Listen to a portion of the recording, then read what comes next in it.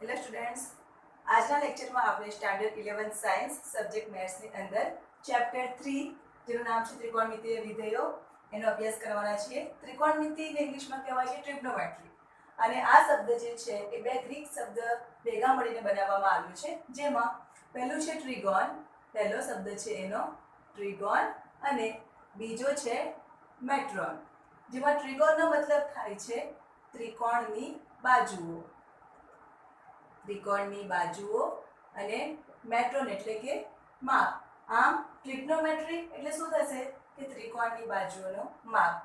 આ ચેપ્ટર બનાવવાનો મુખ્ય હેતુ એ ત્રિકોણને સાંકળતા ભૌમિતિક પ્રશ્નનો ઉકેલ મેળવવા માટેનો છે, પરંતુ આગળ જતા એનો ઉપયોગ ઘણા બધા ફિલ્ડમાં થવા લાગ્યો, જેમ કે સમુદ્રમાં દિશા શોધવી હોય, દિશા નક્કી કરવી હોય, દરિયામાં ઉછળતા મોજાની ઊંચાઈ શોધવી હોય, તેમજ જમીનની માપણી કરવા માટે, અને ખૂબ જ ઉપયોગ અત્યારે એનો એન્જિનિયરિંગ ક્ષેત્રે કરવામાં આવે છે. તો આ થયો ત્રિકોણમિતિનો ઉપયોગ ક્યાં ક્યાં થાય છે એ. ફ્રેન્ડ્સ, આ તમારું ચેપ્ટર જે છે એ ખૂબ જ ઇમ્પોર્ટન્ટ છે. કેમ?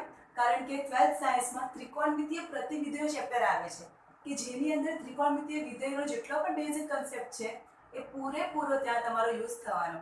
તેમજ બીજા ઘણા બધા ચેપ્ટર્સ એવા છે કે જેની અંદર તમને આનો યુઝ થશે, અને તમે આગળ ફર્ધર સ્ટડી કરશો 12th પછી તો પણ તમને આ બેઝિક કન્સેપ્ટનો ઉપયોગ થશે જ. એટલા માટે આપણે પૂરું ધ્યાનથી સમજીશું.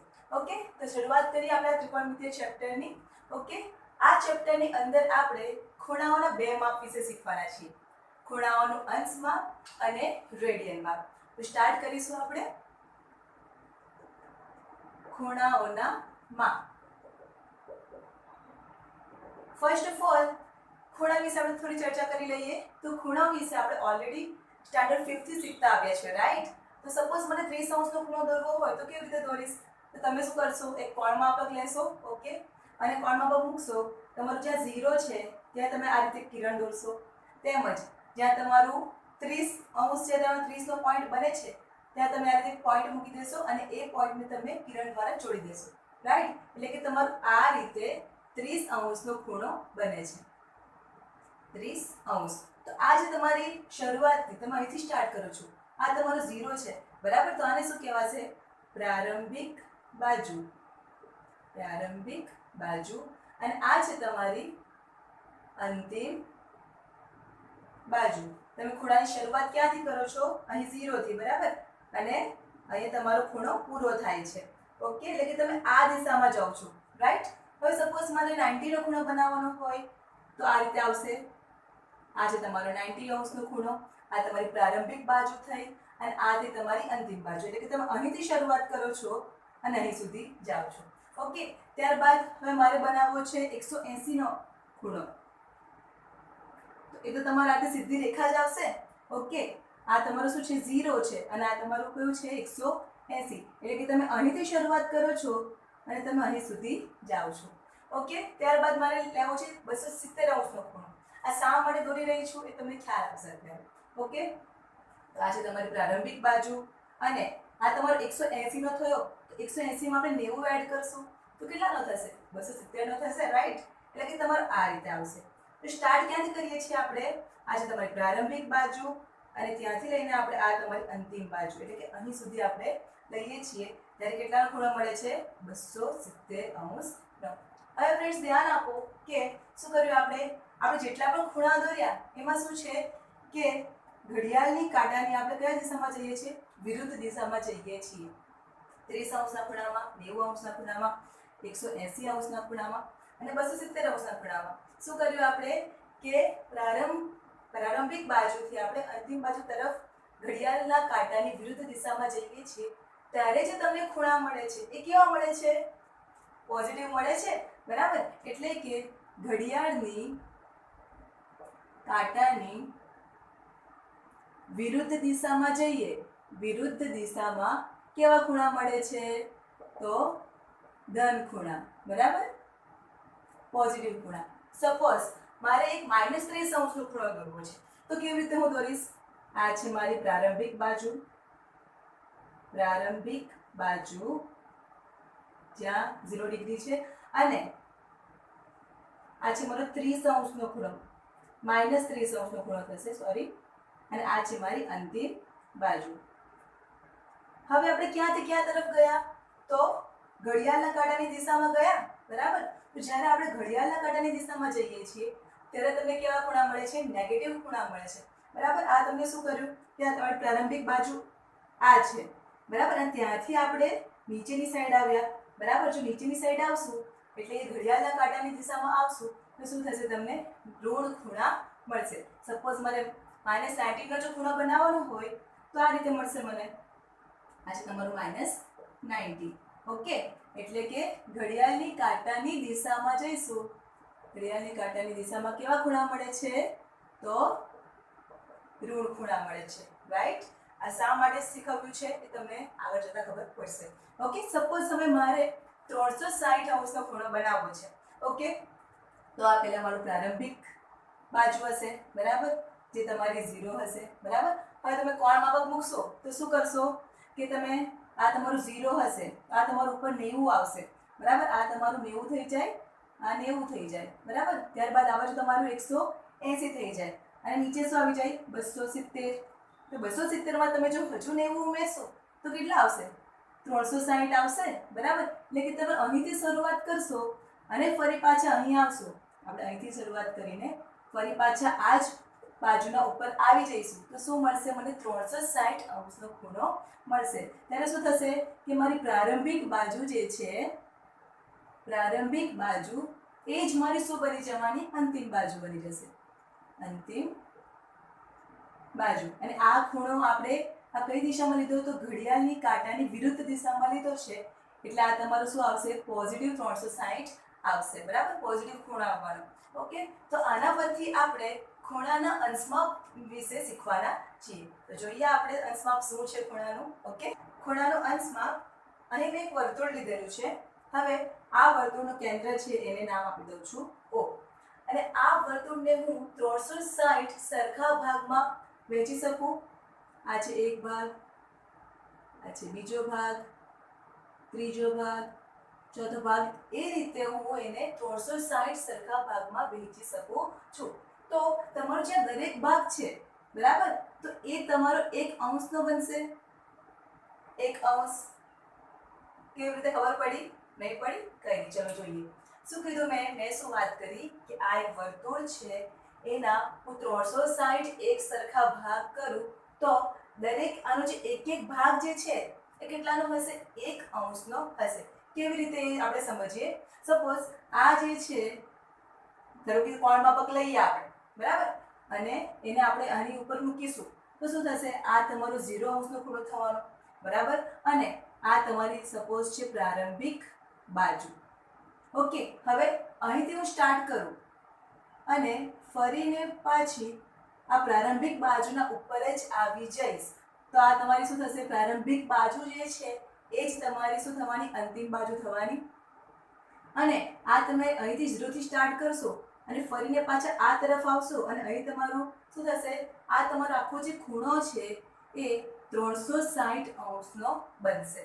ઓકે, જે આપણે આમાં જોયું ને એ પ્રમાણે 360 અંશનું બનશે. એટલા માટે જ મેં તમને આ આગળ શીખવ્યું છે.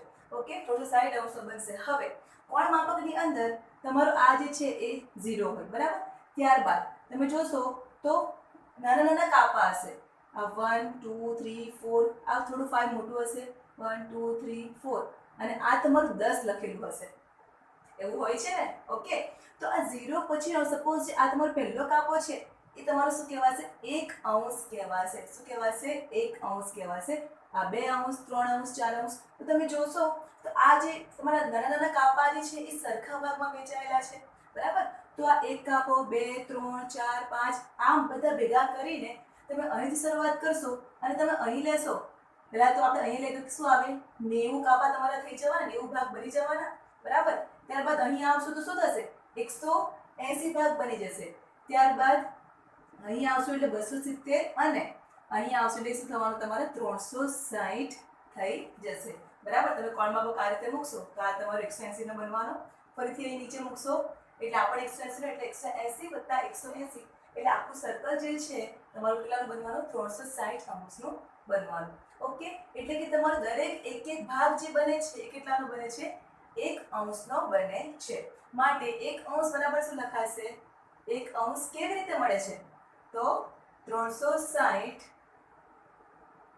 એટલે કે 1/360 ભાગ એટલે તમને શું મળે છે? 1 અંશ મળે છે. સમજ પડી? આ તમારા જે એક એક ભાગ જે છે એ તમારા શું થવાના? 1 અંશ બનવાના.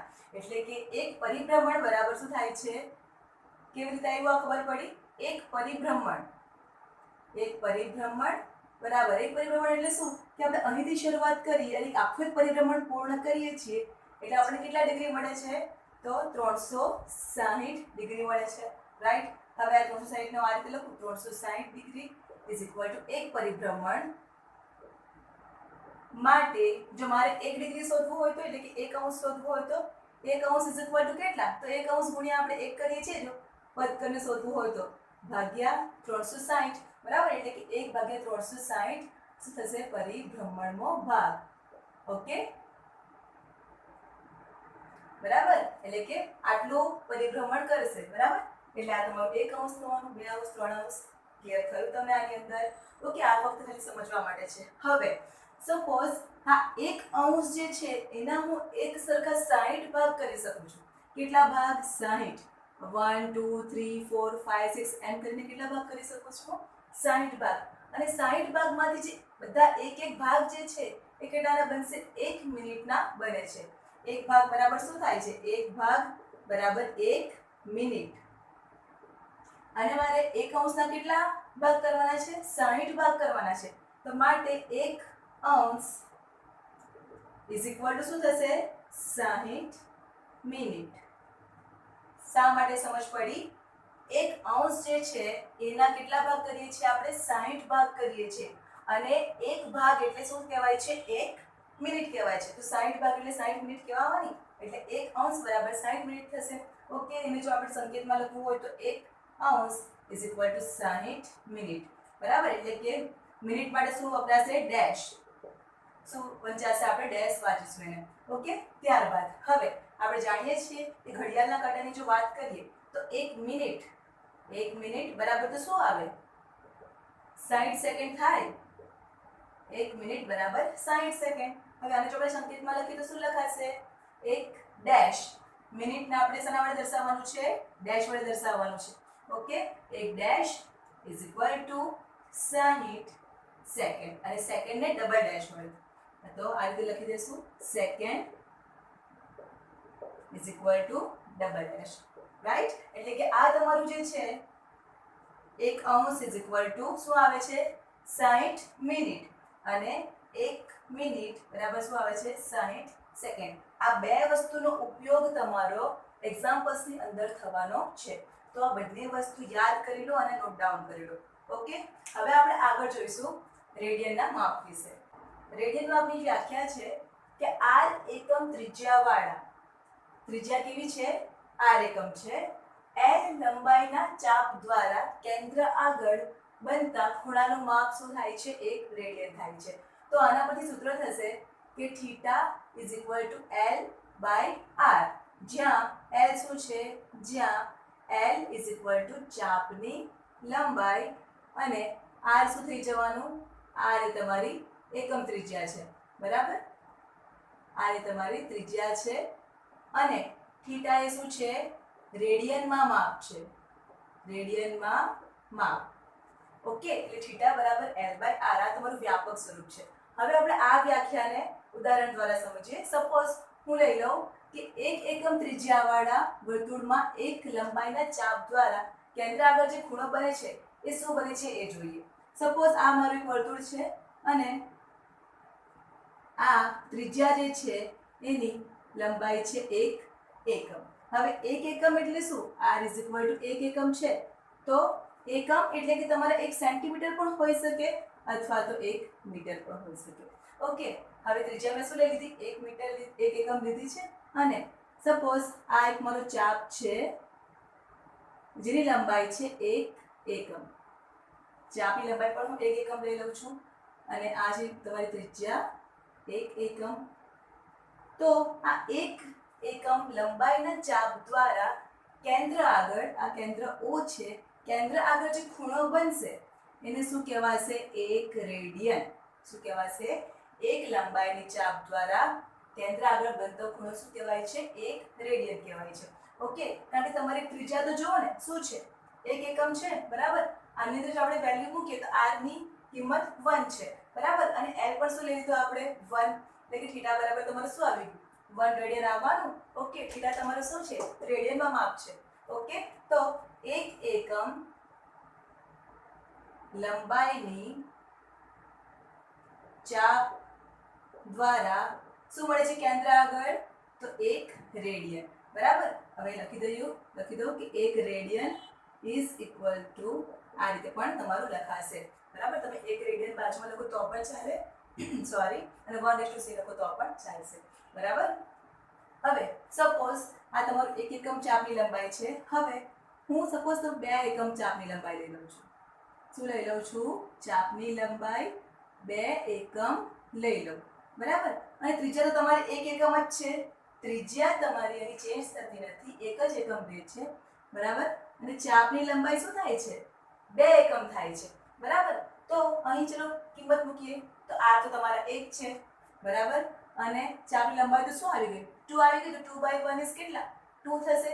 એટલે કે 2 લંબાઈની ચાપ દ્વારા જે ખૂણો કેન્દ્ર આગળ જે ખૂણો બનશે એને શું કહેવાશે? 2 રેડિયન, બરાબર. 2 એકમ લંબાઈની ચાપ દ્વારા શું મળશે? 2 રેડિયન ખૂણો મળશે. ક્લિયર થાય છે? સપોઝ તમે રીતે 3 એકમ પણ લઈ શકો છો. જો 3 એકમ ચાપની લંબાઈ લેશો તો ખૂણો તમને શું મળવાનો? 3 રેડિયન મળવાનો છે. ઓકે, હવે હું શું કરું કે આ 0 થી સ્ટાર્ટ કરું અને ફરતા ફરતા ફરતા પાછી 0 પર આવી જાઉં, બરાબર. એટલે કે મેં એક પરિભ્રમણ પૂર્ણ કર્યું કહેવાય. સાની ઉપર? તો વર્તુળના બિંદુઓની ઉપર. તો આ તમારું શું બની જાય છે? એક પરિઘ બને, બરાબર. તો પરિઘનું સૂત્ર શું છે? તો 2πr, બરાબર. તો આખું જે તમારું અહીંથી લઈને સ્ટાર્ટ કરીએ અને અહીં સુધી, બરાબર, 0 થી લઈને સ્ટાર્ટ કરીને 0 સુધી પાછા આવીએ તો એ તમારી ચાપની લંબાઈ, આ તમારો આખો ચાપ જે છે એનો લંબાઈ અહીંથી સ્ટાર્ટ કરીએ અને ફરી પાછા અહીં આવી જઈએ તો ચાપની લંબાઈ તમારી શું થઈ જવાની? 2πr. અને એ 2πr દ્વારા શું ખૂણો આવશે એ આપણે જોઈએ. કયો ખૂણો આવશે?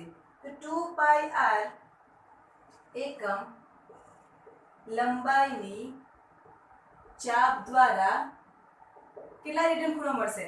તો આ ચાપની લંબાઈ l તમારી શું થઈ ગઈ? તો 2πr, બરાબર. તો કિંમત મૂકું હું તો 2πr/r. તો r કેન્સલ, બરાબર. શું મળ્યું મને? તો 2π મળી ગયું.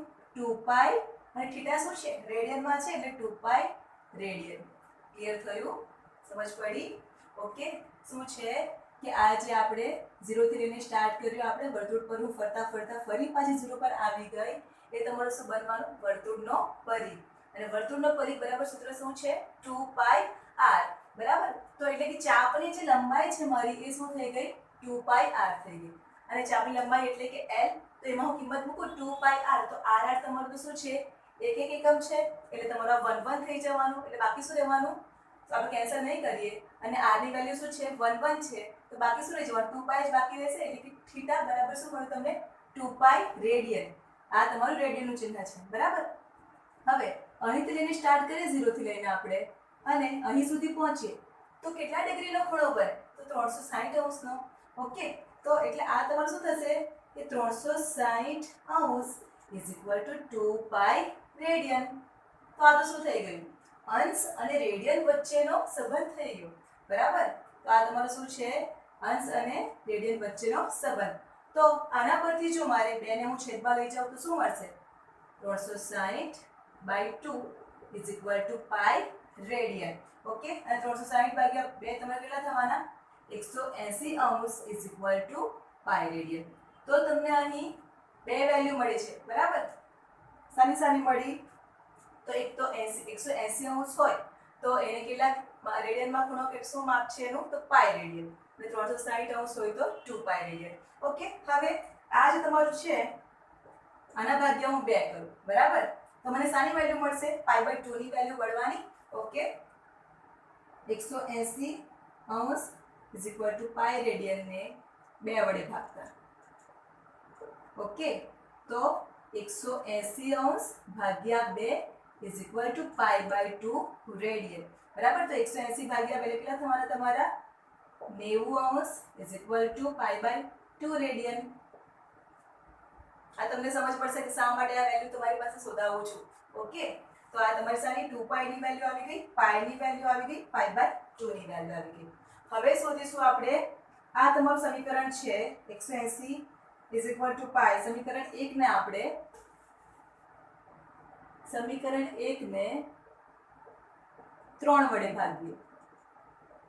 3 વડે ભાગવું. તો સમીકરણ 1 શું છે? 180 અંશ ઇઝ ઇક્વલ ટુ π રેડિયન ભાગ્યા 3 કરવાનું છે. તો ભાગ્યા 3 ભાગ્યા 3 તો 6 તાલી 18 થાય. બરાબર. તો આ તમારા 3 કેન્સલ, 6 રહી જશે. 6 × 0 એટલે તમારું સોરી 60 એટલે તમારું 60 અંશ ઇઝ ઇક્વલ ટુ શું આવવાનું π/3 રેડિયન.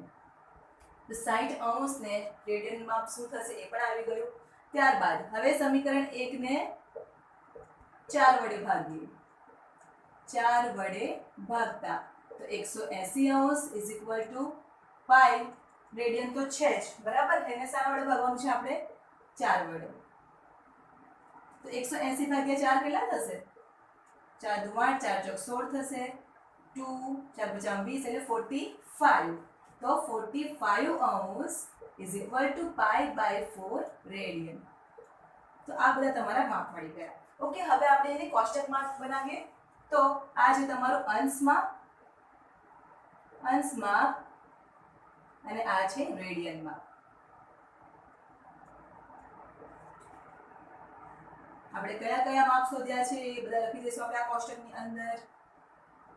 આ કોષ્ટક તમને ખૂબ જ ઉપયોગી બનવાનો છે કારણ કે આપણે એના પરથી એક્ઝામ્પલ સોલ્વ કરવાના છે.